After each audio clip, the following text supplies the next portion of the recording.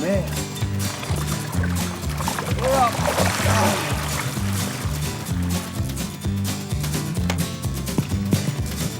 Oh.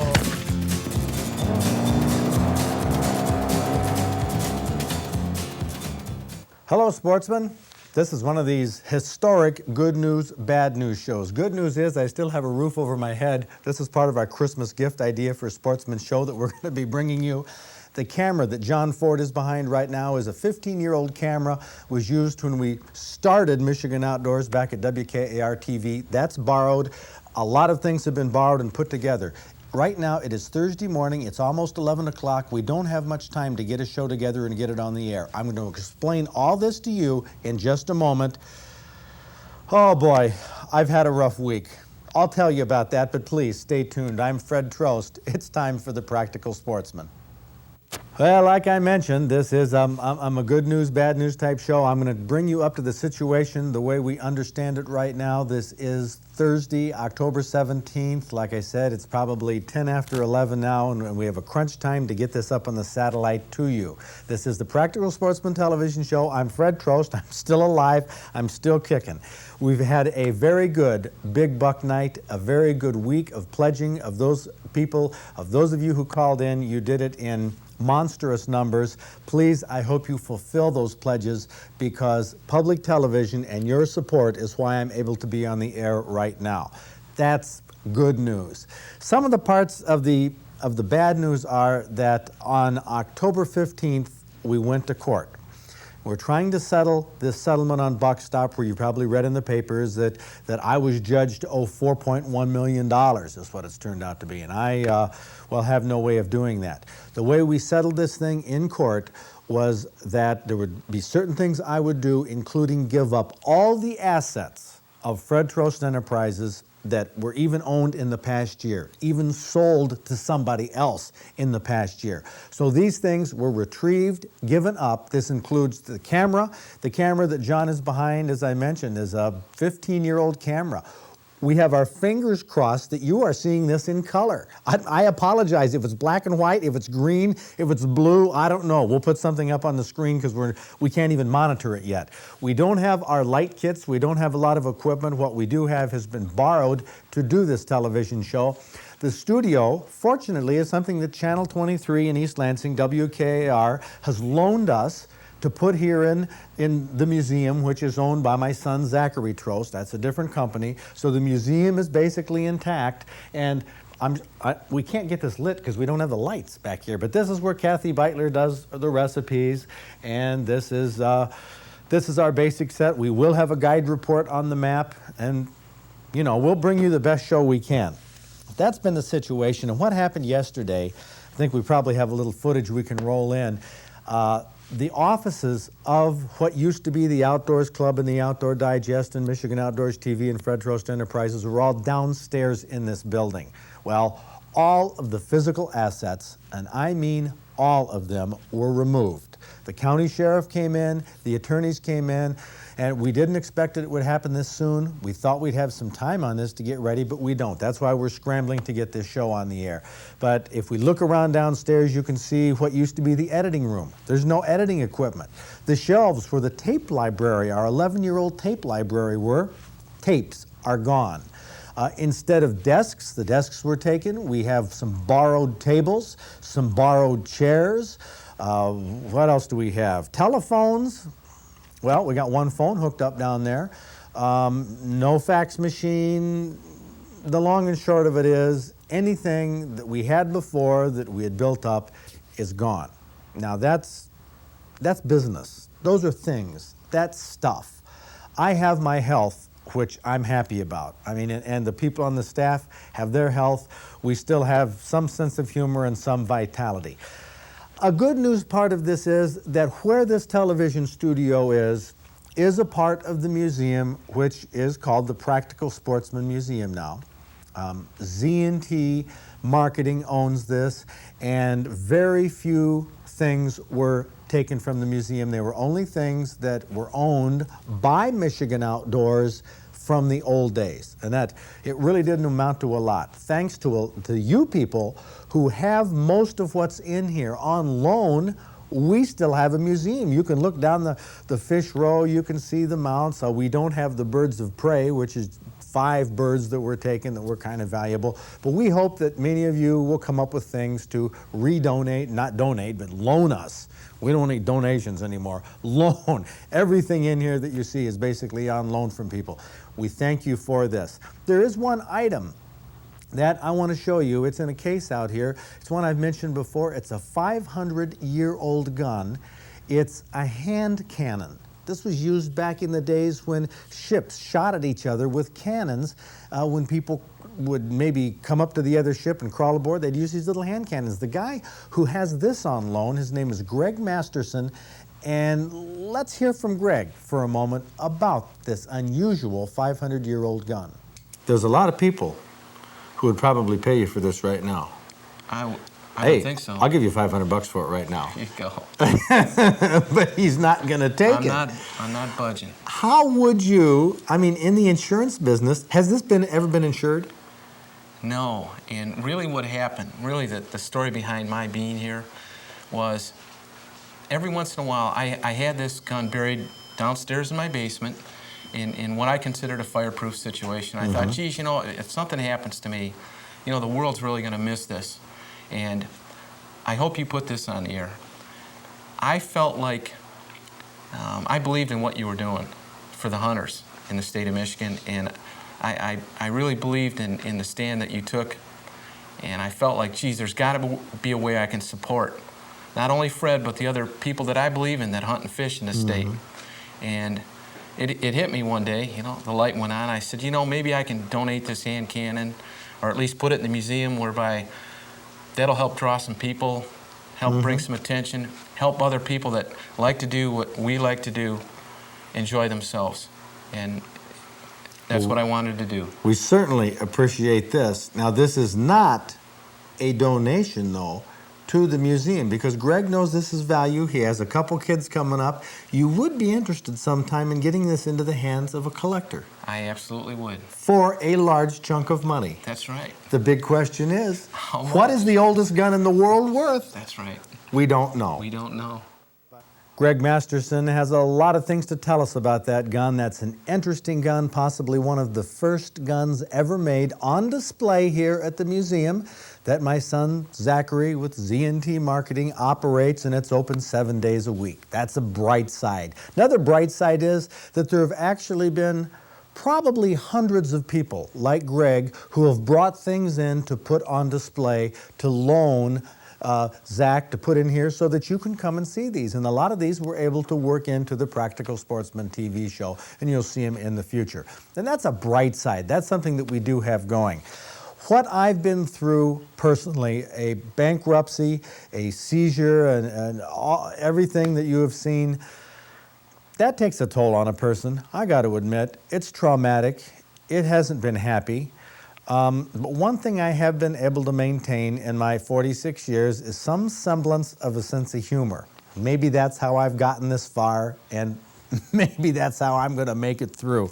I was able to muster up this morning 8 top reasons why I should continue, despite the fact that all my business assets have been repossessed.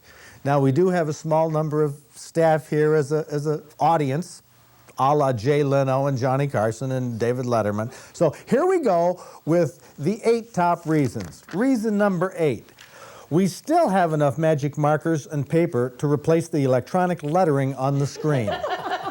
Okay, I mean, you know, so we've solved that problem for today. Number 7, without a time clock, all our employees are happy. Reason number 6. Borrowing cameras and editing equipment is a major inconvenience, but it's cheap. And once again, I hope you're getting this in color, and what we're borrowing here is working, because this is expensive equipment we're going to have to replace. Reason number 5 to continue, well, without desks, none of us, none of the staff down there can get rubber bands and paper clips balled up in the desk drawer. Reason number 4 why I should keep going, our long-distance bills will be cheap this week because we don't have enough phones to make outgoing calls. And that's true. So if you're trying to call us and can't get through, I mean, we're still trying. We got to get a phone system. Reason number 3, not having to screw around half the day with old, broken down computer equipment, we will have time to answer all viewer mail. Hey, I mean, that'll be something new. But we will get to each and every one of your letters. Reason number 2 why I should stay in business. Without an 11-year videotape library, die-hard viewers will stop complaining about reruns and stop reminding me about how much hair I used to have. I guess there's a silver lining to everything. Now, reason number 1 why I should continue in business despite the fact that all of my business assets have been seized and are up for auction. While certain people have tried to put me out of business, as long as I have enough support from sportsmen and viewers like you, there's no way this old buck is going to stop. Huh? How about that? Well, that's the long and short of it. I still do have a sense of humor. Let's get into this Christmas gift idea thing. Clear these papers off the floor. Boy, that electronic stuff. That took a lot of time anyway. This is one thing that I'm sitting here is it's called a Lucky's tent, and we've tried a lot of blinds over the years. And if you're going to buy a blind for a hunter, and what I'm talking about is something that you can, stay in for. You can use it for turkey hunting, for deer hunting, for even goose hunting or duck hunting. But this it's called a Lucky's tent, and we've seen a lot of them. Some of them involve things you plug in and you hook up, and it takes some time. The beauty on this one doesn't come with that stool. But the beauty of this one is, look at this. It folds up like that. This is called a Lucky's tent. And like I said, we've seen a lot of them come and go. One negative aspect is that it's 5-6 feet long here, and when you're carrying it in and out of the woods, you have to carry it like this. But the positive aspect of a blind like this, and I'll tell you most any hunter would like it, look how long it takes to put up. Just swing it around like that. And it has the aluminum frame to it. It has tent stakes with it that you can stake down the bottom. It has windows in it that you can open up, and this one is set up for bow hunting, so it has triangular windows. Zips down the front, I believe. So from the front, You might have to pull it together some more. you have to pull it together some more, which means get these front things together. I wanted to leave it open. This reminds me back the stories I used to hear about Morton F. The days of live TV. There we go. Live and you're trying to put something together. It's live, you're trying to put it together, this is the way it goes. But this is the blind, like that. So here I am in here. And the way I've been feeling lately, I just might stay here for a couple days. I don't know. But anyway, this is a Christmas gift idea for sportsmen. It goes up quickly, it takes down easily, like I said. Like that. That's a Lucky's tent. That's one of the items that, a lot of hunters could use. Even ice fishermen, you could put it out on the ice if you had a way to anchor it down. Let's go over right now, talk about some things for shooters, some practical things that aren't too expensive. Oh, go over here to the shooting bench for this. My old shooting buddy Tim Farragon has had a lot of suggestions for practical Christmas gift ideas. This is an old ammo box. Here, I used to carry my ammo in this 50 caliber box. You'd buy them at surplus stores. Metal, heavy, difficult in many respects, not waterproof. They've come out with some new improved things. In fact, Tim got me this, I think, last Christmas, an ammo box they use for duck hunting, and put the different sizes of shot in there. Really, you could use 2 or 3 or 4 boxes like that. Speaking of multiple boxes, Tim says there's hardly enough of these type of storage boxes you can use. He has different ones for different purposes. He has one just for his turkey gear, his turkey calls he puts in top. He has his turkey gloves, his face mask. He leaves this in there all year round, labeled turkey hunting box. He has another box here that he has. This is for, well, look right on the top, squirrel hunting. 22 shells, all the things he needs for squirrel hunting, gloves, his binoculars. He even has a mesh bag, which he uses to put his squirrels in. Puts it right in here. But again, all year long, this box is a squirrel hunting box, so he has it when he needs it. Here's one. He takes handgun silhouette shooting, other things like that, also even duck hunting. He has a variety of things in here, but a lot of gun cleaning equipment, marking pencils, cleaning utensils, oil. Good thing to have when he goes shooting. He takes this with him. Then here's one that he uses just for muzzle loading. All of his muzzle loading gear in here, all the caps, the primers, the powder holders, everything to do with muzzle loading in one box. Now this is a handy idea that shows you that a sportsman can hardly have enough of these boxes. Now one thing I might want to mention, Tim does have this ball starter, which is brass. What's the advantage of that? Well, the first time I was using this ball starter made out of wood, which is the most common one, it broke. That's a practical idea if you go to a muzzle loading shop for a muzzle loader. Any type of heavy-duty brass cleaning rods or starter rods like that are useful. Take a look at a couple other things that Tim has discovered. This one is made by Fiskars. This one is made by, who the heck does make this? Normark. Scissors. These are not just scissors. These replace knives for a lot of fish cleaning, cutting off the heads, slitting up, cutting off the fins, cleaning squirrels, cleaning small game, you name it. He has a couple of these, which he puts in his different boxes so he doesn't run out. But if you're cleaning pheasants in the field, rabbits, you name it, these are safer and actually a lot faster than using knives. Another thing Tim recommends for people who have had old clay pigeon throwers like this one I had since I was 10 years old. They make a bunch of modern ones. We've used them at the outdoor fair, like these you can really whip out. They're like golf clubs is actually what they're basically made of. There are different types of target throwers, rocket throwers, and here's a new one that Tim couldn't live without. He got, I guess it was an Orvis catalog deal. It throws Ritz crackers. I mean, of all things, but target throwers, different type of target throwers, or clay targets make great Christmas gifts for sportsmen. This might sound kind of goofy, but I tell you, any trap shooter, skeet shooter, people who practice use clay pigeons. You can always buy them a box or 2 or 3 or 10 boxes of clay pigeons for Christmas. They can use them. It's a great Christmas gift idea. You've seen us use deer decoys on the show. Here's a deer decoy made by a company called Featherflex. This decoy cost about as much as the other one from Flambeau, except it weighs virtually nothing. You can roll it up.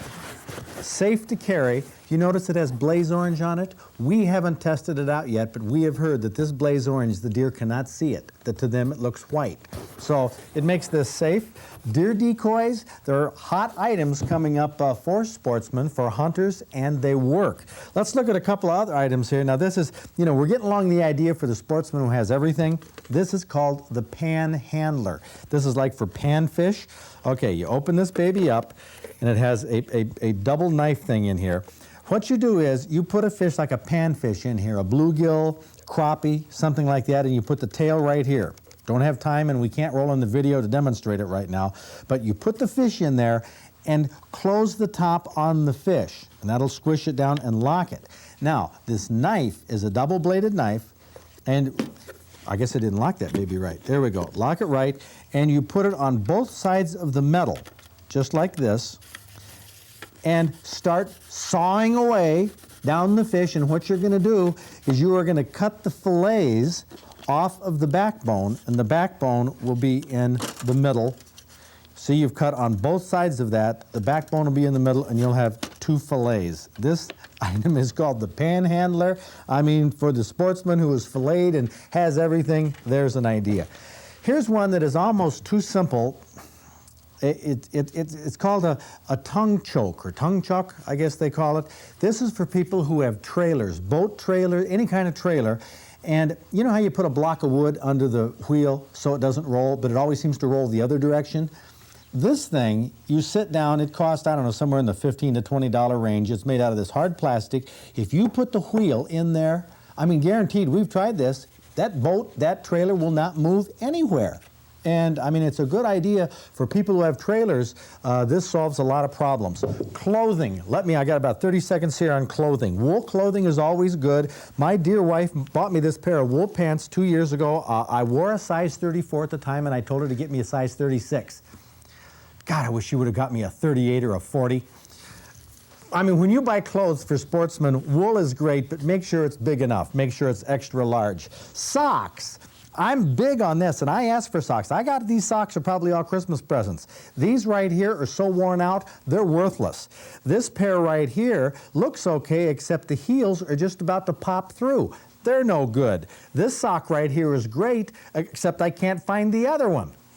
I do have one pair of good wool socks left. Wool socks, you can't go wrong for Sportsman. Let me talk about one more thing. Like if you're going to get something like a jumpsuit, hey, if you think you're large, buy an extra large. If you think you're extra large, buy double extra large. This jumpsuit was inexpensive and it's okay.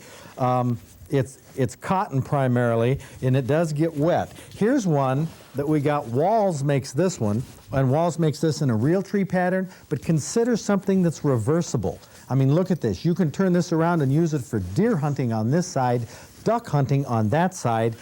And by the way, yeah, I got the extra large. I know I don't seem that big, but when you got other clothes on underneath, it's worthwhile. So if you're buying clothing for Sportsman, buying wool, pants, anything, make sure it's plenty big. Those are some Christmas gift ideas.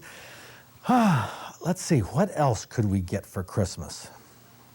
Forgive me, folks, for being a little self-serving, but this is a Christmas gift idea that we'd appreciate you would give a subscription to the Practical Sportsman magazine. It has in it all kinds of things about the show. A lot of inside scoop, plus the recipes. Now, this week is the first week that I can remember ever, Kath. I mean, because this is different. We have just had no warning on this that we did not have a recipe prepared. The recipe, Chuck Frederick, this was a winner in a contest called Spicy Orange. In fact, you might want to get in on this, John. Spicy Orange Glazed Ruffed Grouse. We couldn't even come up with all the ingredients from our refrigerator here. But we have lemon Worcestershire sauce. Those are goose breasts. Well, hey, we can use substitutes. So today we're going to pretend. That's as close as we could come up with. But what you do is that you take bacon, grouse breasts, orange juice, honey, oranges, and you make a marinade of lemons, Worcestershire sauce, and salt. Now, I have to ask you guys, because you judged this in the recipe contest a year ago. How was it? It was good. He used, now he used a substitute too, because he used, the Cornish hens. So it was good. It was a sticky type recipe, but the orange came through, but I thought it was very, very good. It was an excellent flavor. As always, the recipes are fantastic in the cooking contest. I do have to say that this one we're serving right here today is a little bit lower in calories. What can we say, folks? It's the best we can do. These are in the magazine. Well, that was our recipe, Kat. Thanks an awful lot. Heck of a deal. Here, if you'll excuse me, I got to get over and do the guide report. We'll be waiting. Well, we still do have the guide report map, thanks to WKAR television. This is one that we began the show with years ago. Doug Tabor has made some calls around the state for you ice fishermen to find out how the conditions of our Dick's Favorite Sports up in the Keweenaw Peninsula says various lakes 2 to 4 inches of ice. Now, what is safe ice? Charlie Keenan, Charlie is sitting there waiting for these ingredients to thaw so he can eat them. Charlie, what would you say? 2, 4? 6. 6. Charlie Keenan will go 6 inches of ice being safe. There will be people out here on even less than 2 inches of ice, but there are many ice rescues going on right now. This is marginal conditions. Some people feel it's very good fishing right now, but watch it. Harry's Place, 2 to 4 inches of ice. Now, Muskong Bay is right here. It's in a bay that's fairly well protected. It freezes over fairly quickly, and it's shallow. But around Drummond Island, it also has some good ice fishing. No safe ice, according to Weona Resort, and it's because of the wind conditions and everything else. It makes it tougher for ice to form. We get down here to Houghton Lake. Another shallow lake, tends to form ice quickly. Chief Sport Shop says there's 2 to 4 inches of ice. They are catching some small walleyes that are hitting pretty well, but this ice, of course, stay close to shore. There's still lots of open water. Pilgrim Village, Lakes Cadillac and Mitchell, 3 inches of ice. It's black ice. If you see ice that's dark, discolored, stay off it. It's not safe yet. That could be due to wind conditions, currents, things under the water, but black ice is nothing to monkey with. Captain Emil Dean fishes on the Manistee River right up here and fishes for steelhead. He has been getting 2 to 4 steelhead per trip, 8 to 15 pounds, some good-sized ones. That's on the open water on the Manistee, but he does not say that there's safe ice in that area. So around the state, we need cold weather. The rule of thumb is wait till other ice fishermen are out there. That's one indication that the ice is somewhat safe. We do have an event on the calendar, even though we're coming up to Christmas. Durand Sportsman's Association in Durand has an ATA registered trap shoot this Sunday, the 20th. I don't know. I just might go there. I think I need a diversion. Sounds like fun to me. I want to thank all the people who contributed to making it possible to get this show on the air. We started at about 11 o'clock this morning, throwing things together, borrowing equipment. WKAR Television in East Lansing has a camera there and the recorder, which we hope are working fine. The editing facilities at Channel 56. Of course, I want to thank in advance underwriters, auto owners insurance for ensuring that we do have some underwriting in the future. The stations have contributed. You have contributed through your donations, which I hope you fulfill through your local station. DL Kessler Construction, well, thanks DL, because you are helping us reconstruct what we need to get this thing back going again. But one thing we've shown to you tonight, hey, do what you want.